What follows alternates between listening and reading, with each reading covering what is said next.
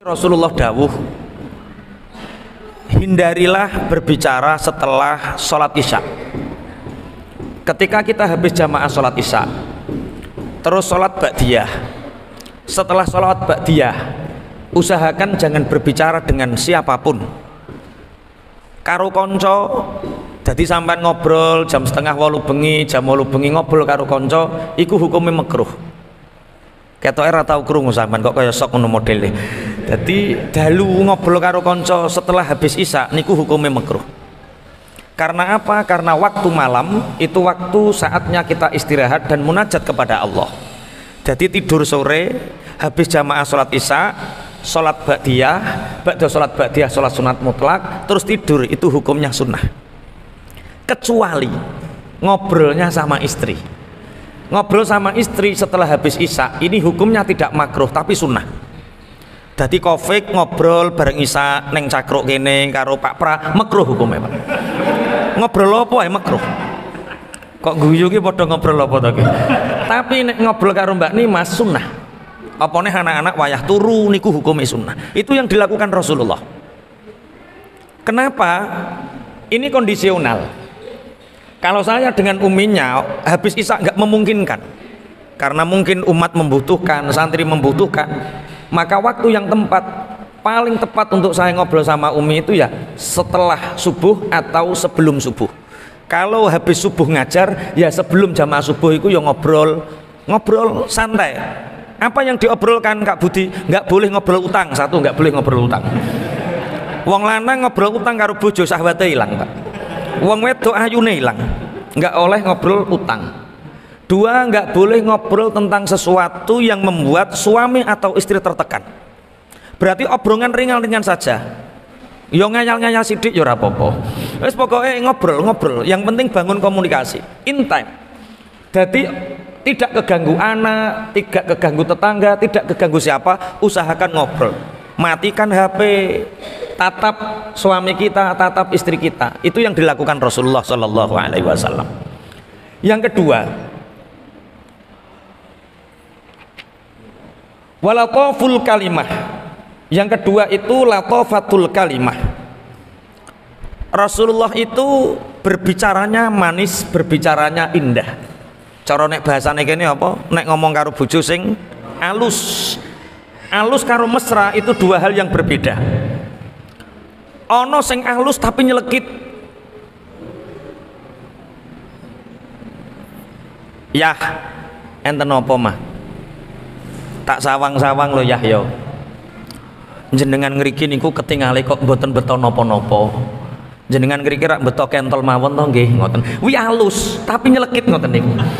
Lah latofah itu tidak seperti itu. Latofah itu ya omongane alus terus ngademno ati niku jenenge latofatul kalimah. Di samping itu Rasulullah Shallallahu Alaihi Wasallam niku sering bantu bojone urusan-urusan rumah tangga. Cara saniki nyapu yo bantu nyapu, nyetrika yo bantu nyetrika. Niki enten sebuah hadis nek niki kula urung patek iso nglakoni. An Urwah qala qultu li Aisyah ya ummal mukminin ayu syai'in kana yasna'u Rasulullah sallallahu alaihi wasallam idza kana indaki qalat ma yaf'alu ahadukum fi mihnati ahlihi yakhtifu na'lahu wa yukhitu thawbahu wa yarfa'u dalwahu rawahu Ibnu Hibban. Dalam sebuah hadis Urwah bertanya kepada Sayyidah Aisyah, ya ummal mukminin, wahai ibunya para orang mukmin, apa saja yang dilakukan Rasulullah ketika Rasulullah ada di sisimu? Sayyidah Aisyah menjawab, Rasulullah ketika berada di sisiku ya melakukan hal yang banyak dilakukan orang lain. Rasulullah itu membawa sandalnya sendiri atau memperbaiki sandalnya sendiri, menjahit bajunya sendiri. Artinya ketika ada baju yang robek, Rasulullah menambal sendiri, menjahit sendiri. Rasulullah juga mengambil air sendiri. Itu yang dilakukan Rasulullah. Padahal pangapunten Mestinya saat itu Rasulullah juga meminta bantuan kepada Sayyidah Aisyah. Mestinya pantas, Dek, aku kepingin wudu jukukno banyu, pantas. Tapi Rasulullah tidak seperti itu. Ketika Sayyidah Aisyah mau mengambilkan air, wis aku wae, ngoten. Itu Rasulullah. Makanya ngoten, bojone sampean kok arep adang, Dek, aku wae. Bojone sampean arep nyuci, wis Dek, aku wae. Itu yang dilakukan Rasulullah sallallahu alaihi wasallam. Iki ketoke ora patek setuju sing lanang model. Membantu apa yang dilakukan oleh istri. Bismillahirrahmanirrahim. Kemudian wa idharul mawaddah. Rasulullah sering menampakkan rasa cintanya. Rasulullah sering menampakkan rasa rindunya. Dan Rasulullah menyatakan rasa cinta secara verbal, secara omongan. Jadi ini perlu dimangertosi bapak-bapak terutama. Kadang seneng iku ra perilaku, betul. Seneng iku perbuatan, betul. Tapi Rasulullah memberi contoh ketika Rasulullah dengan istrinya, Rasulullah itu mengungkapkan rasa cintanya. Misalnya, Dek, aku seneng sampean. Dek, aku ngoten niku Rasulullah. Idharul mawaddah, menampakkan rasa cintanya.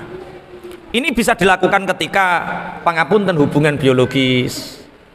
Dik, sak donya iki ketoke sampean sing ayu dhewe. Tapi nek kira-kira ngelem ngene iki ndadekno tukaran aja lho. Soale ana wong lanang ngelem ndadekno tukaran. Dik, sampean niku sing paling ayu menurutku. Halah ngelem ngene kok. Tenan lho, Dik. Halah, tambah teko ndi tambah tukaran. Berarti aja ngono carane ngelem. Cari ungkapan yang tepat sehingga istri kita itu ternyuh, sehingga istri kita itu nyaman, sehingga istri kita itu, soalnya ono wong wedok iku modelnya nek, Dek, aku cinta padamu, ngono telek tambah nih, telek to piye, ngono kita tambah geger, dilem kok tambah geger. Berarti cari kata-kata verbal yang cocok untuk pasangan, dan itu yang dilakukan Rasulullah. Idharul mawaddah, menampakkan rasa seneng. Bismillahirrahmanirrahim. Kemudian wal bastu fil khalwah. Rasulullah itu jembar ajar nalikane sendirian dengan istri. Jadi enten tipikal ana wong lanang nek ana kancane akeh dhek iso ceria.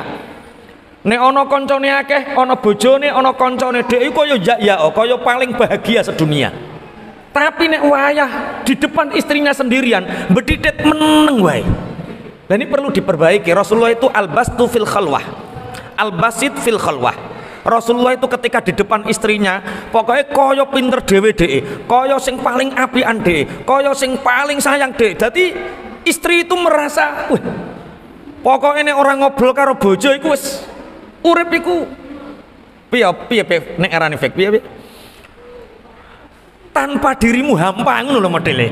Jadi ya seperti itu. Al-basit fil khalwah. Karena ada laki-laki dia iso jembar, iso al-basit ku nek ana wong akeh, tapi ning ngarepe bojo kikuk dhek. Nah iki dirubah. Kita boleh kikuk di depan orang banyak, kita boleh gak pede ning ngarepe wong liya, tapi kita harus al-basit fil khalwah. Ketika kita sendirian dengan istri, ya kita yang paling jantan, kita yang paling hebat, kita yang paling, sehingga istri kita itu cocok dengan kita. Bismillahirrahmanirrahim. Kemudian Rasulullah Shallallahu Alaihi Wasallam juga tidak pernah melupakan kebaikan yang banyak dilakukan oleh istri dari kesalahan-kesalahan kecil yang dilakukan. Dadi ngeten Bapak Ibu, enten wong apike sak gunung, eleke sak gelas, sing sak gunung dilalekke, sing sak gelas diiling-iling. Niki enten pasangan sing model ngoten niku. Rasulullah ketika istrinya melakukan kesalahan, yang dilakukan Rasulullah pertama apa? Mengingatkan kebaikan yang dilakukan. Jadi misalnya bojomu ngelakoni salah, sampean ngiling nih, Dik, salah-salahmu iki ijek akeh apik sing mbok lakoni. Wong lanang ya iso ngelem bojo sampai kaya ngono kuwi ya. Walah insyaallah nek ngaji sama wae ya mesti iso lah. Nggih, mosok piye-piye jere kae apike sak segara, eleke sak gelas, sing diling-iling eleke terus. Piye pepatahe piye Pak Pra, sing guru bahasa Indonesia iki lho. Piye? Susu sebelangga rusak. Ya pokoknya ngono ki pokoke. Lah kita nggak boleh seperti itu. Ketika pasangan kita melakukan kesalahan kecil maksudnya, bukan 3 hal yang dilarang oleh syariat itu, kesalahan kecil ini ingatkan kebaikan-kebaikan yang telah dilakukannya. Kemudian wattaqafulu anizallah, ini melupakan kesalahan-kesalahan kecil. Jadi terutama kangge ibu, kangge istri, wattaqaful anizallah. Taqaful anizallah ini ada yang baca zallah, ada yang baca zillah. Melupakan kepleset kecil. Kemarin saya ngobrol sama Mas Hakim di Surabaya. Beliau bercerita bahwa Surabaya ini ngeri, Ustadz. Lah kenapa Mas? Angka perceraian Surabaya di 6 bulan terakhir itu mencapai sekian ribu. Akeh ya Mas yo, akeh. Bojonegoro ya podo ternyata Pak. Bojonegoro sampai viral di media sosial, ada 1350 angka perceraian dalam beberapa bulan. Itu ngeri. Nek versine wartawan yo kakean wong wedok senengane COD. Sing lanang bungkuk nyambut gawe, sing wedok senengane COD. Ku versine wartawan, itu bukan versi kita. Versi kita ya karena mereka tidak mempelajari sifat-sifat Muhammadiyah. Mereka tidak mempelajari sifat-sifatnya Kanjeng Nabi Muhammad sallallahu alaihi wasallam. Bahkan Mas Hakim cerita, ada yang hanya karena istrinya disuruh beli ke toko tidak nurut, cerai Pak. Artinya at-taghaful anizallah ini dilupakan. Apa at-taghaful anizallah? Kalau pasangan kita melakukan kesalahan kecil, cepat hilangkan dari pemikiran kita, cepat maafkan. Melupakan kesalahan-kesalahan kecil yang dilakukan oleh pasangan. Sakniki niku kathah sarjana, pinter tapi gak pinter memaafkan. Wakeh universitas, doktor, S2 tapi gak pinter menghargai pasangan, gak pinter melayani, gak pinter menghormati, gak pinter memaafkan. Ini yang terjadi. Kenapa perceraian ini semakin banyak? Karena sakniki wong iku pinter akale tapi gak pinter atine untuk memaafkan. Pinter akademisine, sosiale tapi gak pinter untuk menghargai, gak pinter untuk toleransi, gak pinter untuk menghargai. Kula iling zaman bapak niku kalih mbok karo yonge niku sering cerita. Yonge niku dinikah bapak niku usia 12 tahun. Dadi nikahe umur 12 tahun. Tahun swidak niku nikah, tahun swidak nikah di saat usianya masih 12 tahun. Cara bocah saiki nikah umur 12 tahun kira-kira janggal napa mboten? Janggal. Ana wong wedok umur 12 tahun. Lebih janggal lagi Sayyidah Aisyah dinikahi oleh Kanjeng Nabi umure 9 tahun. Cara pemikirannya mahasiswa saiki, bocah nom saiki, bocah umur 12 tahun dinikah digawe apa? Ketika ngoten jawabannya sederhana. Wong wedok dinikah umur 12 tahun, apa langsung dienggo nggih mboten? Ternyata urip sak omah, Pak. Bapak umur 18 tahun, yonge umur 12 tahun, tunggal sak omah. Mek apa? Hanya belajar untuk mencintai. Zaman biyen dijodhokno wong tuwa, ora ngerti. Moro-moro kuwi bojomu, iki bojoku ngoten. Tunggal saomah hanya untuk belajar mencintai, wong rungono rasa cinta, belajar menghormati, belajar melayani, belajar memaafkan, belajar satu hati. Cara saiki ngoten niku ngenteni sampai 5 tahun. Jere wong tua-tua biyen wis patut apa urung? 5 tahun tunggal saomah, ora laopo-laopo, ora turu bareng, iso dadi zaman biyen. Karena sama-sama belajar mencintai, belajar memaafkan, belajar menghargai, belajar melayani dan lain sebagainya. Otomatis karena belajar ini banyak melupakan kesalahan-kesalahan yang sudah dilakukan. Lah sakniki ora nikah lagi seminggu mulai. Lah ning ngopo kok mulai? Ora patut tok. Lawangnya dikunci zaman saiki, Pak. Lawang dikunci lagi seminggu mulai, Pak. Ki kok muwenengi gak ning sing dijudukno ketoke sampean iki.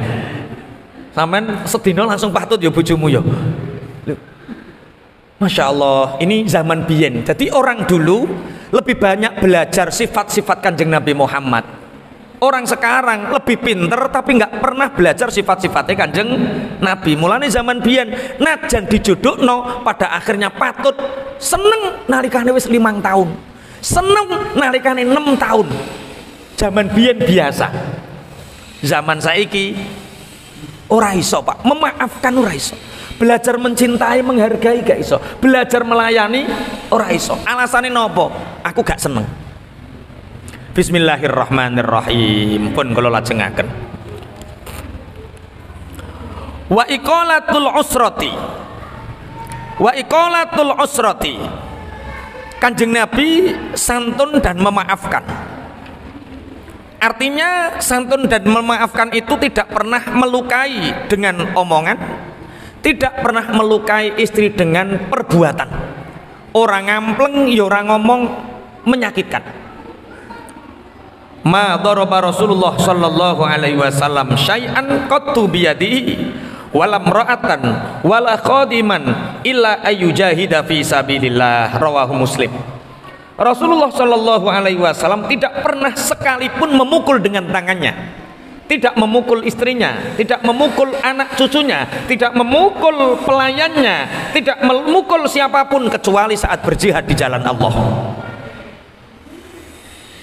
Rasulullah tidak pernah menggunakan tangannya untuk menyakiti, tidak pernah mengucapkan lisannya, mengatakan lisannya untuk menyakiti baik pasangannya atau anak cucunya atau pelayannya, kecuali saat berjihad di jalan Allah.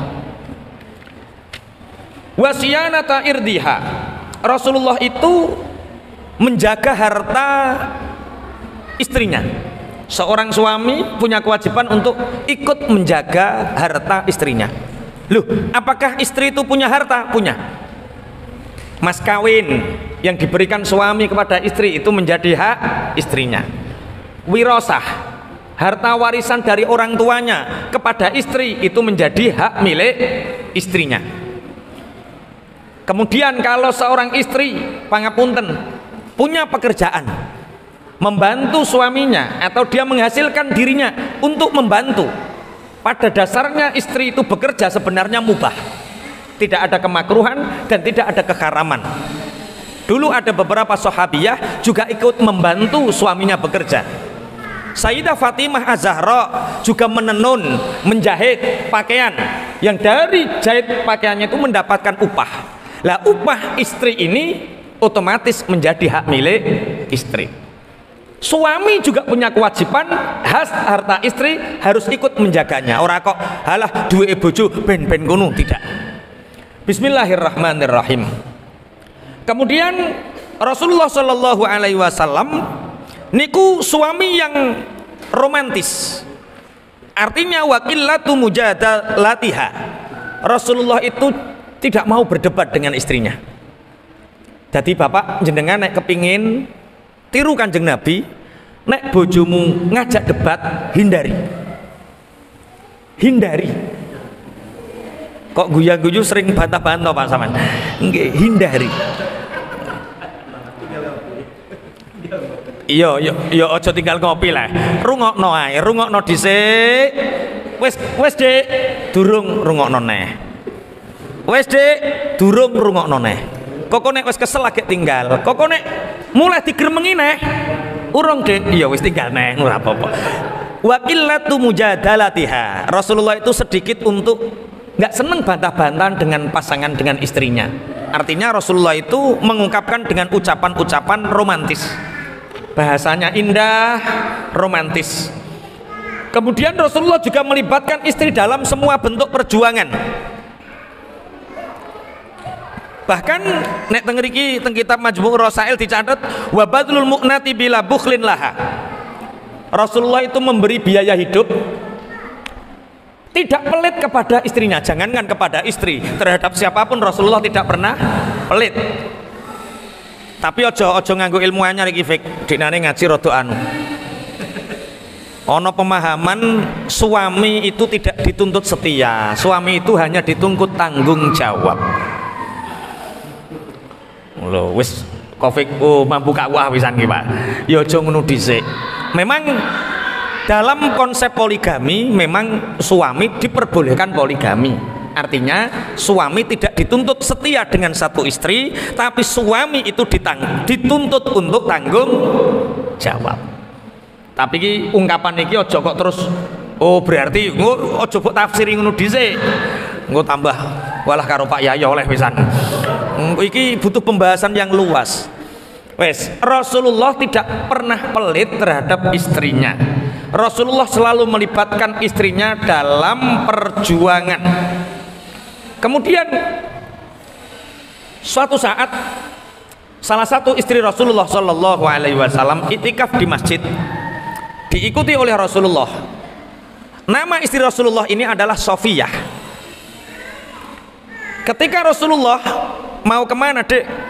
Mau pulang, itikaf Ramadan. Ya sudah, ayo bareng. Bertemu dengan para sahabat, siapa ya Rasul? Ini adalah Sofiyah, istriku tercinta. Jadi Rasulullah biasa mengenalkan istrinya dan mengatakan ini adalah istriku. Rasulullah mengakui istrinya di depan publik. Kemudian Rasulullah juga punya akhlak atau etika ketika Rasulullah akan bepergian. Itu Rasulullah mencium kening istrinya ketika mau bepergian. Iki biyen tak lakoni, tapi saiki yo tak lakoni tapi ning jero kamar.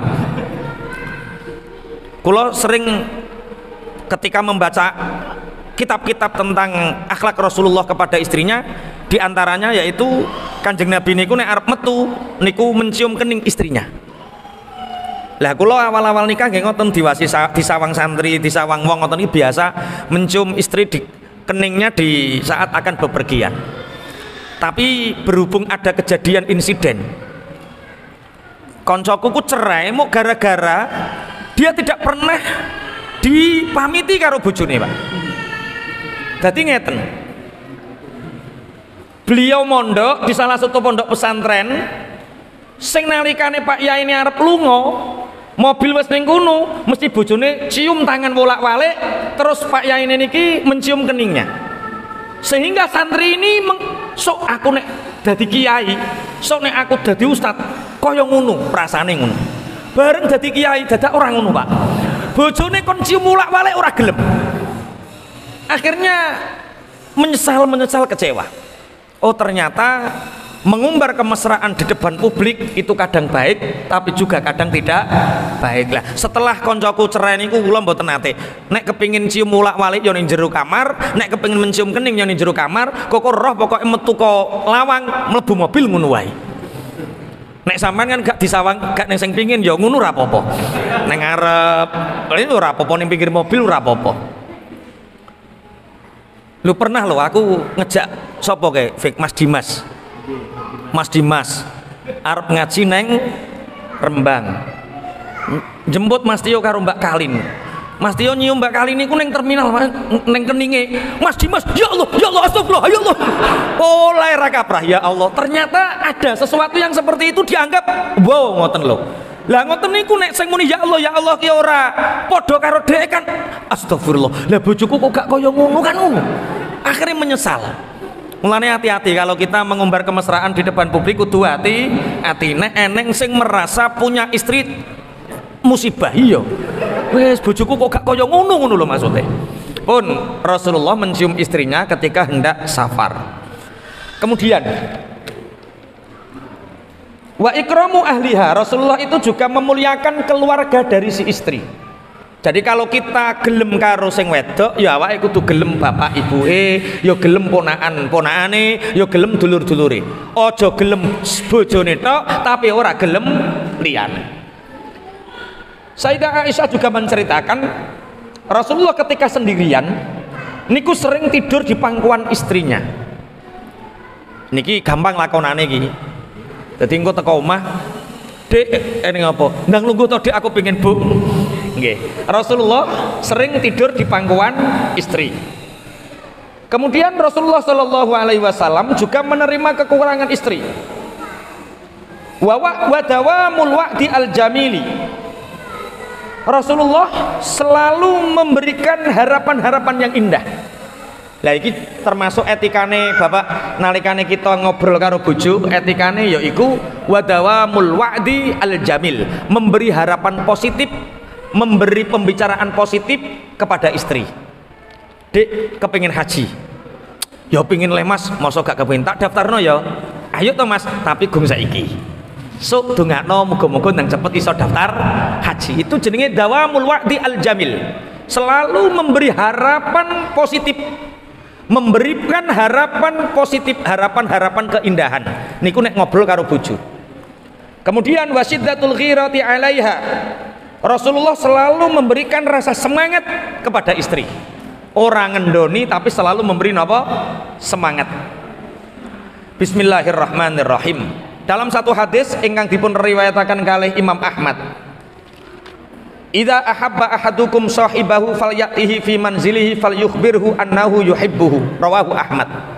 Ketika kita mencintai seseorang dari saudara muslim kita, datangi rumahnya dan katakan, aku mencintaimu sebagai seorang muslim, aku akan membantumu.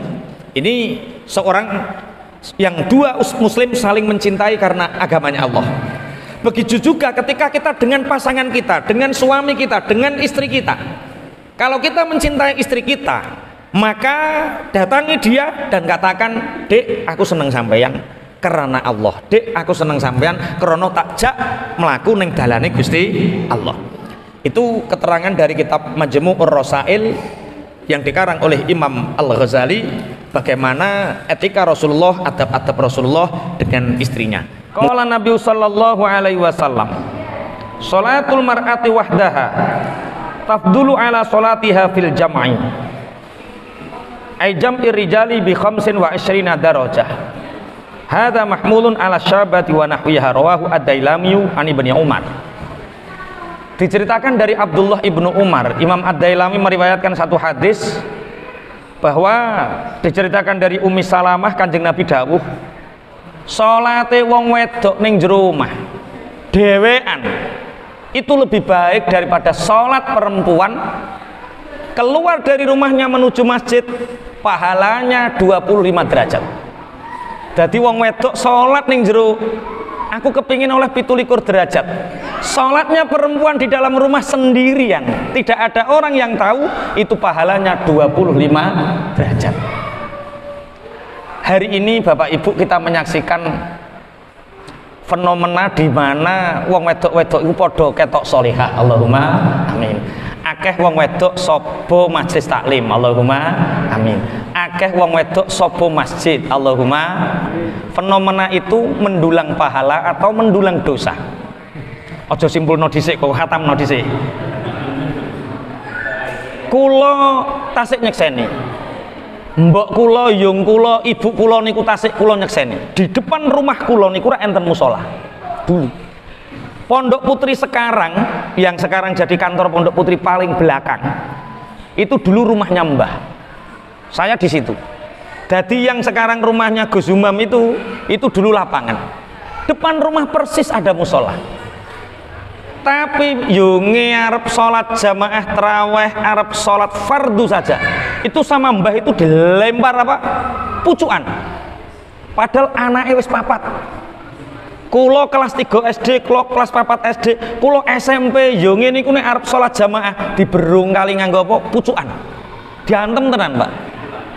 Pucukan. Arep ning ndi ning langgar. Sholat ning jero omah wae, ngoten.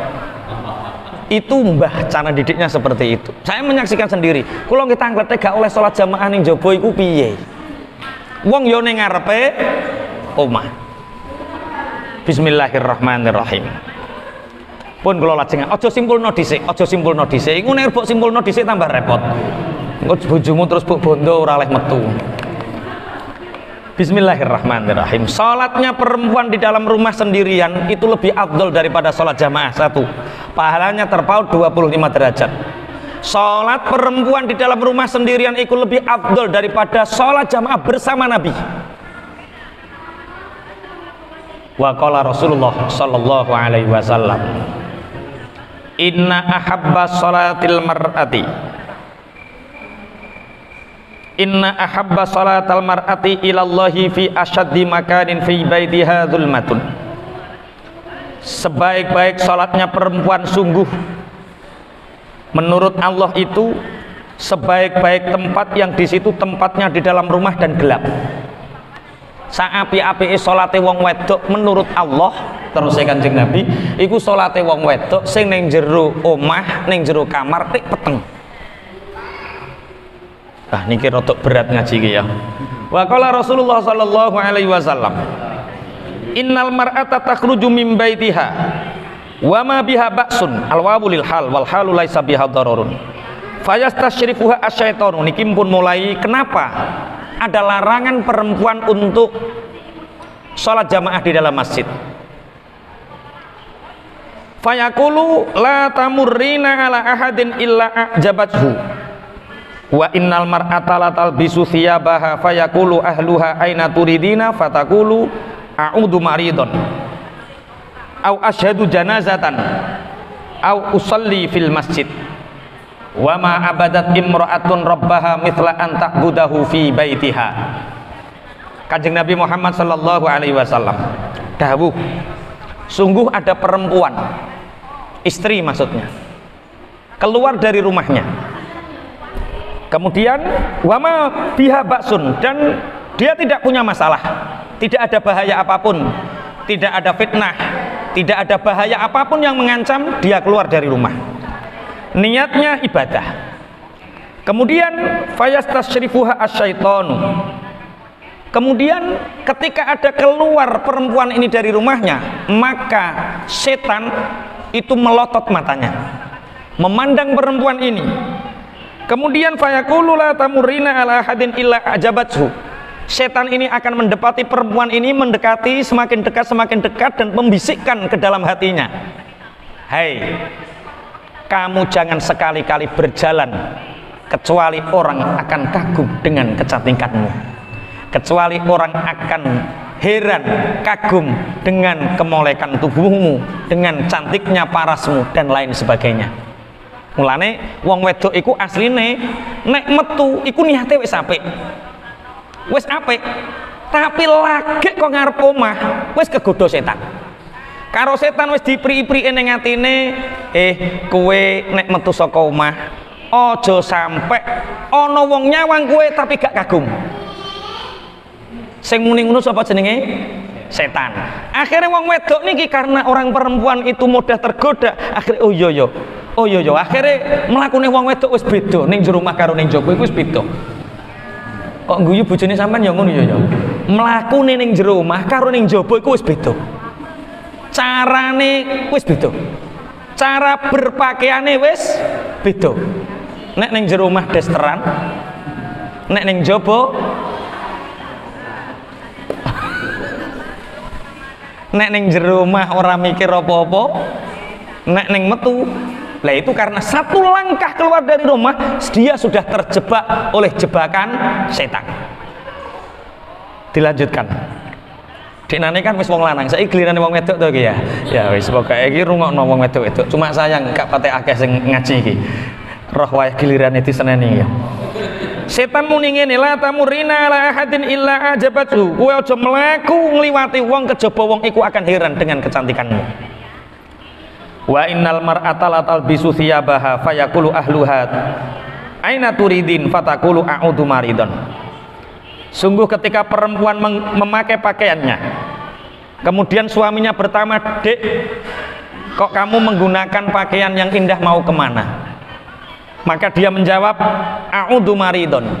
Aku ingin menjenguk orang sakit. Au asyhadu janazatan, anu mas, teman saya meninggal, saya diajak takziah. Au usolli fil masjidi. Dek, kok macake apik? Aku ape salat ning jero masjid. Kanjeng Nabi dawuh, wa ma abadat imra'atun rabbaha mithla an ta'budahu fi baitiha. Tidak ada ibadah perempuan kepada Tuhannya menyamai dan sebanding ketika dia menyembah Tuhannya di dalam rumahnya. Saapi-apike wong wedok ibadah model piye ae wong wedok, saapi-apike ibadah wong wedok ya iku ibadah sing dilakoni ning jero omah. Wis aja dilarang dhisik iki mulai aku kok ape melarang bojoku salat jamaah ning masjid. Aja dhisik, aja dhisik. Iki lagi mukadimah. Lagi mukadimah, intermezzo. Tapi kinten-kinten leres napa mboten dawuh Kanjeng ngeten iki? Dawuh Kanjeng Nabi ngeten iki leres napa mboten? Perempuan itu ketika keluar dari rumahnya satu langkah sudah tergoda oleh setan. Berjalan ingin dilihat orang lain, berpakaian ingin dilihat orang lain, berhias ingin dilihat orang lain.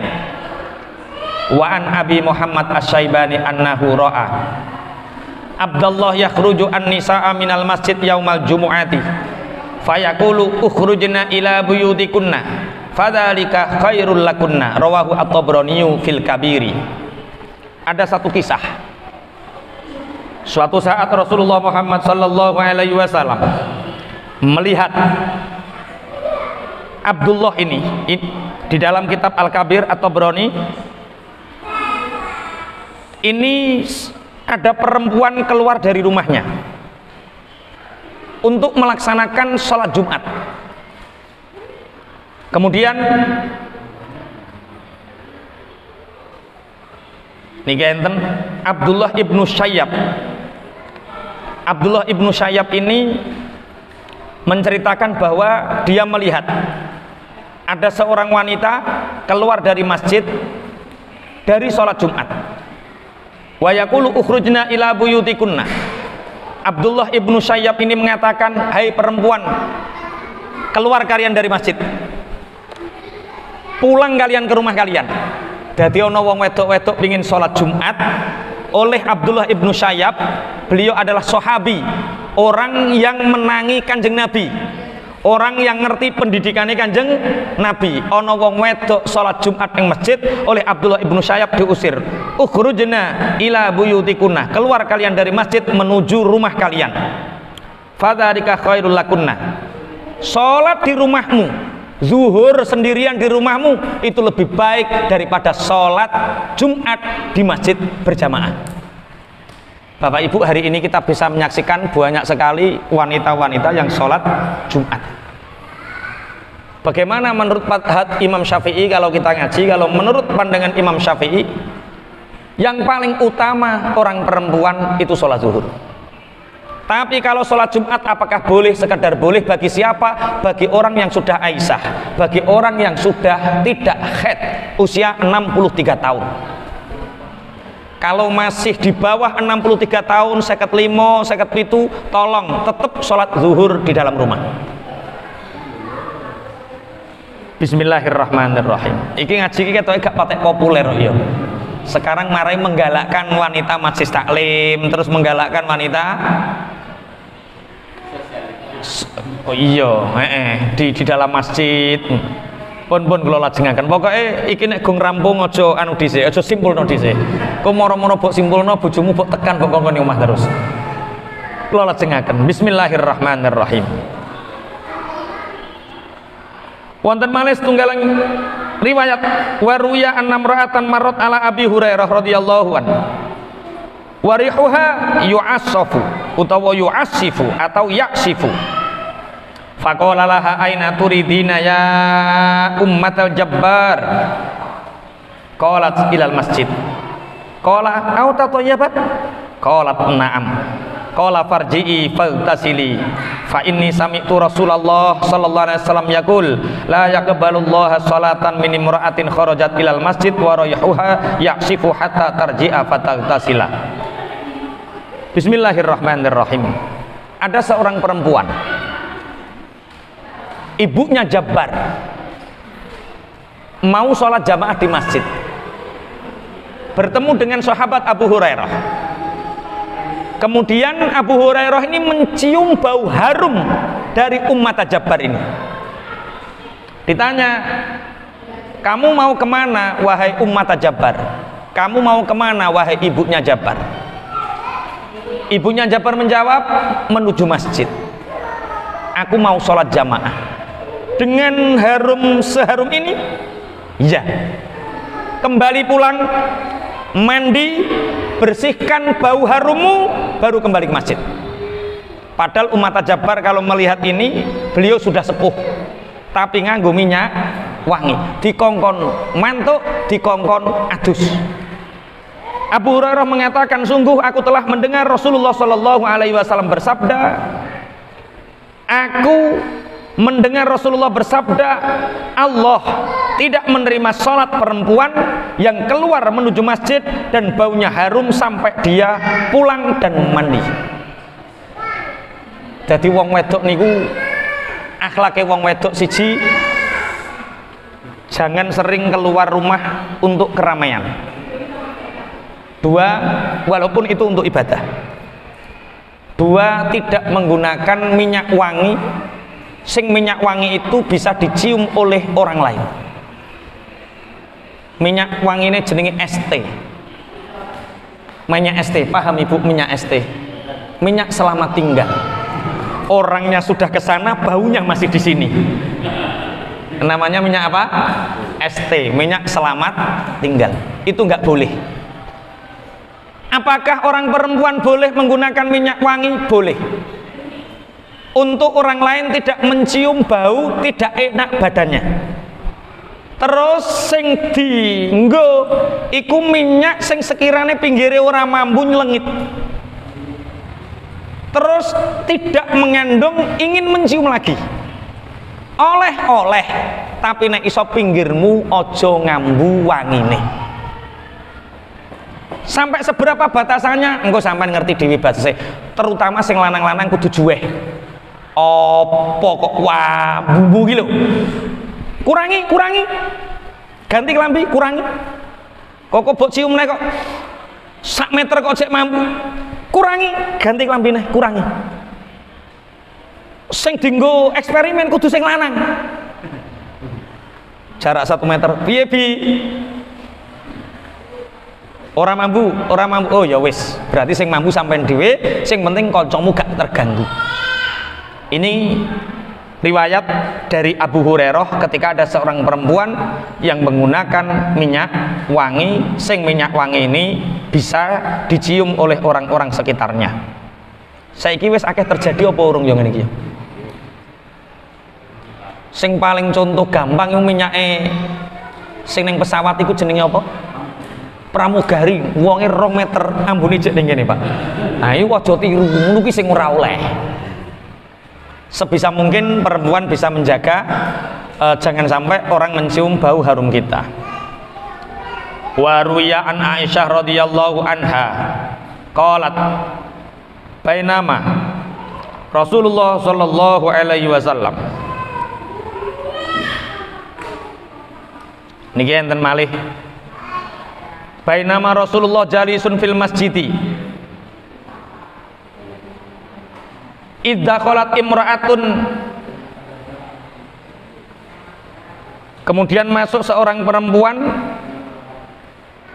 mim Muzainah, ditasghir dari kabilah Muzainah, taraffala fi zinatin laha utawa turaffilu fi zinatin laha fil masjidi. Faqala Nabi sallallahu alaihi wasallam, ya ayyuhan nas inhau nisa'akum an lubsiz zinah wattabakhtari fil masjid fa inna bani Israila lam yul'anu hatta labisa nisa'uhum az-zinah watabakhtaru fil masjidi. Diceritakan dari Sayyidah Aisyah radhiyallahu anha, Sayyidah Aisyah berkata bahwa suatu saat Rasulullah Shallallahu alaihi wasallam sedang duduk di dalam masjid. Tiba-tiba masuk seorang perempuan dari kabilah Muzainah. Yang kabilah Muzainah niki bi fathil kha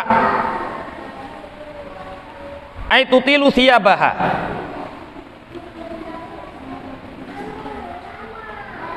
fi zinatin laha fil masjidi. Perempuan ini adalah kabilah dari Bani Mudhar. Dia adalah Muzainah ibnu Ad bin Tabikhah bin Ilyas bin Mudhar. Perempuan ini memanjangkan pakaiannya. Kemudian Rasulullah Muhammad sallallahu alaihi wasallam bersabda, memanjangkan pakaian itu nek zaman biyen Bapak Ibu pangapunten, pakaian itu dulu kain itu sangat mahal. Sehingga kok ana wong lanang wong wedok nglembrehno pakaian itu dianggap sombong. Jadi menggunakan perhiasan yang banyak menuju ke masjid. Kemudian Rasulullah bersabda, wahai manusia, inhau nisaakum, cegahlah wanita-wanita kalian an lubsi zinah, dari menggunakan perhiasan. Wa tabahturi ay tahsinul masyi, cegahlah wanita-wanita kalian untuk piye yo nek melaku digawe-gawe niku jenenge apa bahasa Indonesiane? Melaku gawe-gawe niku lho piye bahasa Indonesiane? Piye? Jalannya dibuat-buat.